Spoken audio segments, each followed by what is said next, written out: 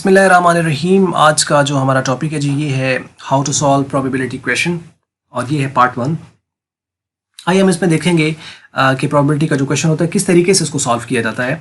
तो उसकी तीन असल में मेथड है और अप्रोचेस आपके पास वैसे दो होती हैं प्रोबेबिलिटी को सॉल्व करने की।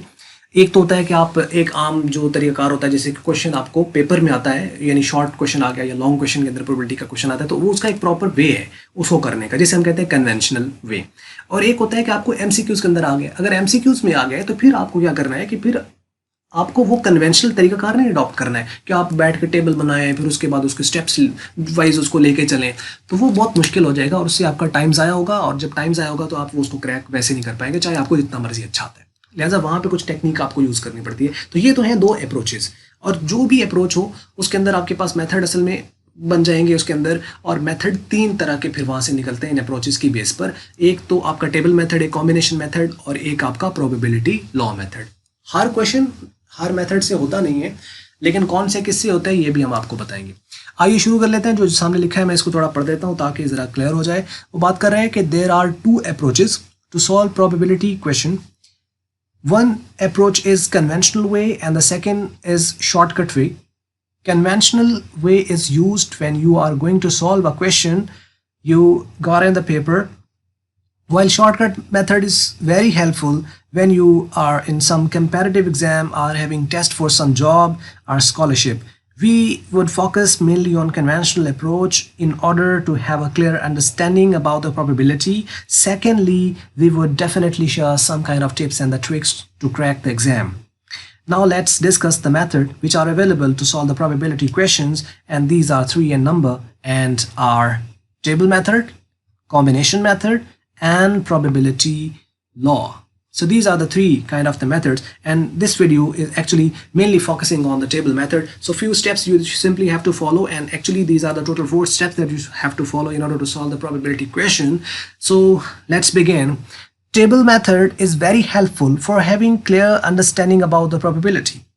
Tabulation is the only method which shows the possible outcome. This is the main actually reasons behind the table method in order to use the table method, because whenever you need the possible outcomes, you just simply want to look on the sample points which are available, then you have to use the table method.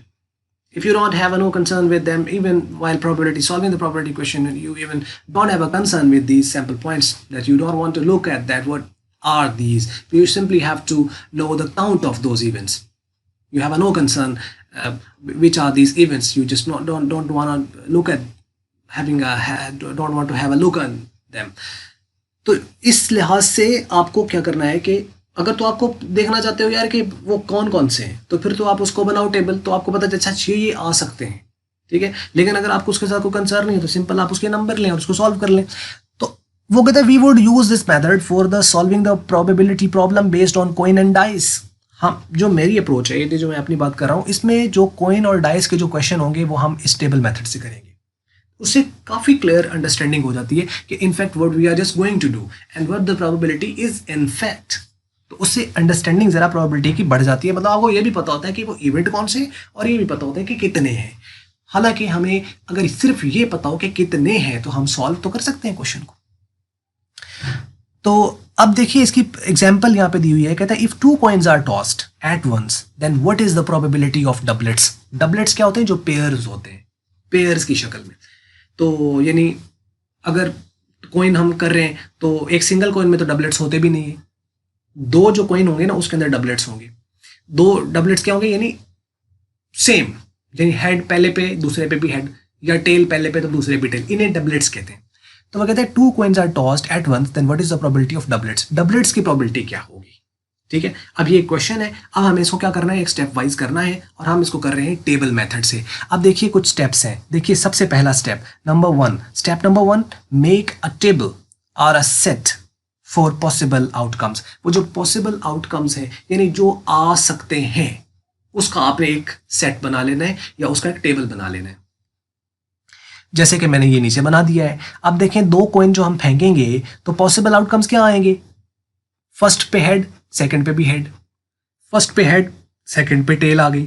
First पे tell आ गई, second वाले पे head आ गया। या ये हो सकता है कि फर्स्ट पे टेल आई है और सेकंड पे भी टेल आई है। अब हमें ये कैसे पता चला कि ये 4 ही से आगे कोई नहीं बन सकता? तो उसका पहले ही हमने देखा हुआ है कि जैसे आपके पास पॉसिबल आउटकम्स के हेड और टेल 2 और कोइन कितने हैं 2, इसका मतलब ये हुआ कि 2 की पावर 2 हमने लेनी है, तो इसका मतलब ये कितने आएंगे टोटल 4। तो 4 आपके कंप्लीट हो गए यहाँ पे 1 2 3 4। तो ये सैंपल पॉइंट्स कैसे निकालते हैं ये उसका तरीका वीडियो इसके ऊपर भी मौजूद है, हमने डिटेल में बताई हुई है कि सैंपल पॉइंट्स कैसे फाइंड करने होते हैं किसके, तो उसका क्या तरीका होता है। एनी हाउ ये अब आपके पास जो है यही स्टेप जो हमने किया है पहले वाला, यही इस टेबल मेथड को टेबल मेथड का नाम देता है। अगर हम ये ना बनाएं और वैसे उसको शुरू कर दें सैंपल पॉइंट लेके, तो फिर तो वो टेबल मेथड इनफैक्ट रहेगा नहीं। इसी वजह से इसको टेबल मेथड कहा गया है या टेबुलेशन कहा जाता है।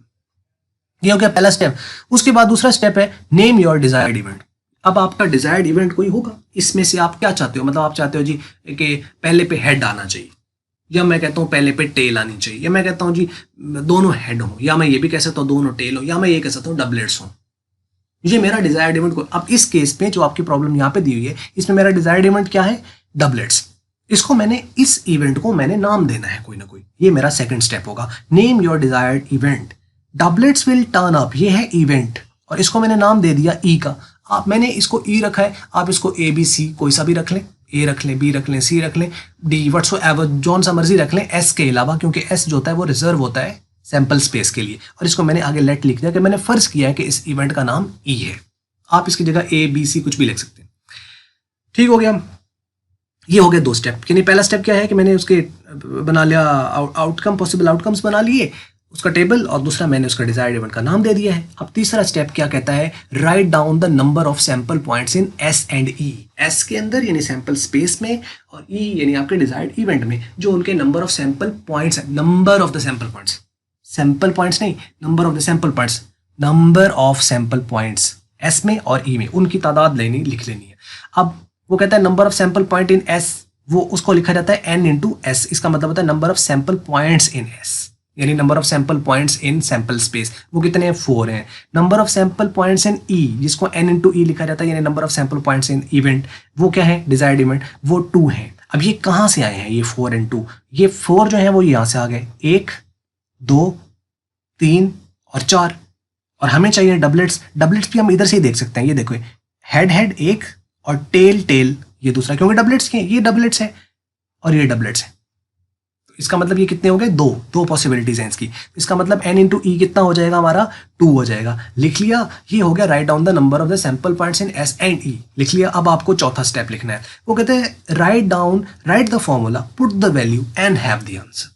सिंपल। चौथा स्टेप आपके पास क्या है, right the formula, put the value and have the answer. Right the formula, put the value, have the answer. अब हमने फॉर्मूला लिखा, फॉर्मूला क्या है, यहाँ पे ई आएगा, ये नहीं होगा, probability of E is equal to n into E by n into S. ठीक है, यहाँ पे मतलब आप जो भी नाम हमारा ई था तो ई इसके अकॉर्डिंगली आ जाएगा। तो नंबर ऑफ यानी probability of event E is equal to number of sample point in E divided by number of sample point in, यही प्रोबेबिलिटी का फॉर्मूला है। फॉर्मूला लिखा, पुट द वैल्यू पुट कर दी, इसकी जगह 2 थी 2 पुट कर दी, इसकी जगह 4 थी 4 पुट कर दी, और हैव द आंसर मतलब आपको जो पॉसिबली डिवाइड होता है उसको डिवाइड कर दिया सिंप्लीफाइड फॉर्म के अंदर, 2 1 2 2 4 तो 1/2। इसको हम 0.5 भी लिख सकते हैं, इसको हम 50% भी लिख सकते हैं परसेंटेज की जगह। तो ये आपका आंसर है, ये वाला फाइनल 1/2। और ज़्यादातर यही एग्जाम में इसी तरह पूछा होता है, लेकिन वो इसमें भी पूछ सकता है और वो इस फॉर्म में भी पूछ सकता है। तो उम्मीद करते हैं ये वीडियो आपको समझ लगी होगी, और यही स्टेप्स हैं टेबल मेथड से क्वेश्चन को सॉल्व करने के, यही स्टेप्स हैं। और अगर आपको ये वीडियो अच्छी लगी है तो इसको आप ज़रूर लाइक कर लें और शेयर कर लें दूसरों के साथ, ताकि भला हो जाए सबका। और अगर आपको फिर भी अच्छी नहीं लगी है, बाद में होता है, तो फिर आप उसको डिसलाइक ज़रूर कीजिएगा और कमेंट्स में हमें बताइएगा कि इसको हम इम्प्रूव कैसे कर सकते हैं। तो वीडियो देखने का आपका बहुत बहुत शुक्रिया।